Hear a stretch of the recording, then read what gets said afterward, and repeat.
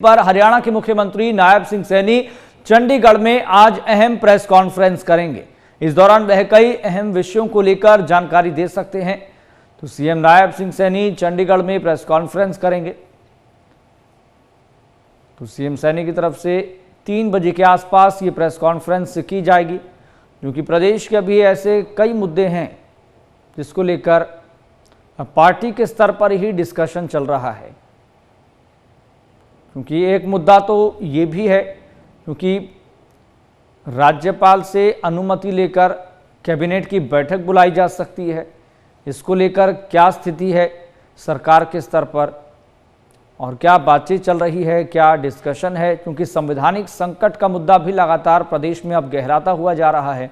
सीधा रुख कर लेते हैं, हमारे वरिष्ठ सहयोगी चंद्रशेखर धरनी जी हमारे साथ जुड़ गए हैं ज़्यादा जानकारी के साथ। चंद्रशेखर जी, क्योंकि बहुत माइन्यूटली हम प्रदेश पर नज़र रखे हुए हैं, क्या एक्टिविटी चल रही है, चाहे भारतीय जनता पार्टी की बात हो, कांग्रेस की बात हो, चुनावी प्रचार अभियान भी जोर पकड़ता हुआ दिखाई दे रहा है। लेकिन आज किस विषय को लेकर अहम जानकारी साझा कर सकते हैं सीएम मान? देखिए यश, जिस प्रकार से आज हरियाणा के मुख्यमंत्री नायब सिंह सैनी ने प्रेस कॉन्फ्रेंस बुलाई है, प्रेस कॉन्फ्रेंस के 2-3 मुद्दे रह सकते हैं।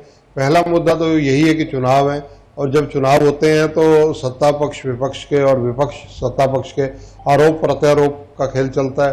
कांग्रेस इनसे पहले से हिसाब मांग रही है, बीजेपी इन पर क्वेश्चन मार्क लगा रही है।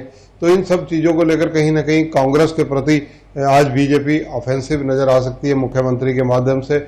नायब सिंह सैनी इस मामले में जो सत्ता पक्ष में इस वक्त काबिज है, विपक्ष को घेरते नजर आ सकते हैं, इनके खिलाफ मोर्चाबंदी करते नजर आ सकते हैं। और दूसरा अहम विषय ये है कि अमित शाह जी की 1 तारीख की यानी 1 सितंबर की जो रैली है, उस रैली की तैयारियां जो बीजेपी ने की हैं, वहाँ पर कितने लोग आएंगे, क्या क्या रहेगा और किस प्रकार से आयोजन होगा, वो ये सब चीज़ों के ऊपर नायब सिंह सैनी आज खुलासा कर सकते हैं। जहाँ तक विपक्ष की बात है, विपक्ष भी अपनी तरफ से पूरा हरियाणा में इस वक्त सक्रिय है। टिकटों की बंदर बांट में अगर कहा जाए, चाहे वो भाजपा हो या कांग्रेस हो, इन दोनों में अभी तक जो है कहा जाए लिस्टें फाइनल होने के बावजूद डिक्लेयर नहीं की जा रही हैं। बीजेपी की लिस्ट तो जो है होल्ड कर दी गई है। उसको होल्ड करने का कारण जो माना जा रहा है वो ये है कि अमित शाह जी की रैली अगर उससे पहले कैंडिडेट डिक्लेयर कर दिए जाते हैं तो जिनको टिकट नहीं मिलेगी कहीं ना कहीं वो रैली तक नहीं पहुंचेंगे और कहीं अपने किसी और दल में, जैसे जेजेपी है, बहुजन समाज पार्टी है, इनेलो है, उस तरफ भागते नजर आएंगे, अपनी कहीं ना कहीं से कैंडिडेट बनने की कोशिश करेंगे।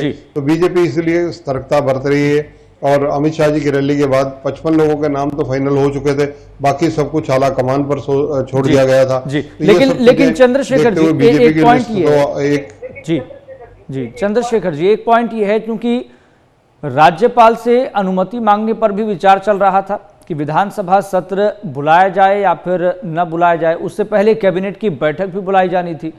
तो इस सिलसिले में क्या चल रहा है? सीएम नायब सिंह सैनी के स्तर पर क्या फिलहाल एक्टिविटी चल रही है?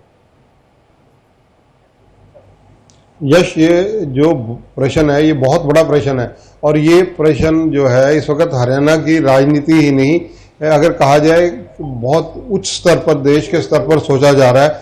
जिसका अहम कारण ये है कि हरियाणा में अगर कहा जाए हरियाणा सरकार संवैधानिक संकट की तरफ बढ़ रही है।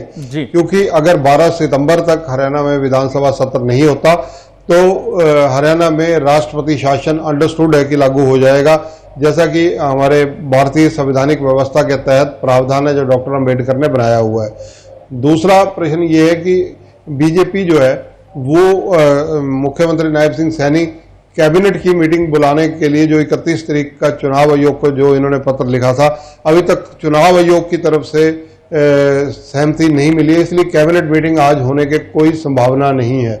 आज हरियाणा की कोई कैबिनेट मीटिंग नहीं हो रही है, क्योंकि आधिकारिक रूप से इस मामले में कहीं से भी कोई पुष्टि नहीं हो पाई है।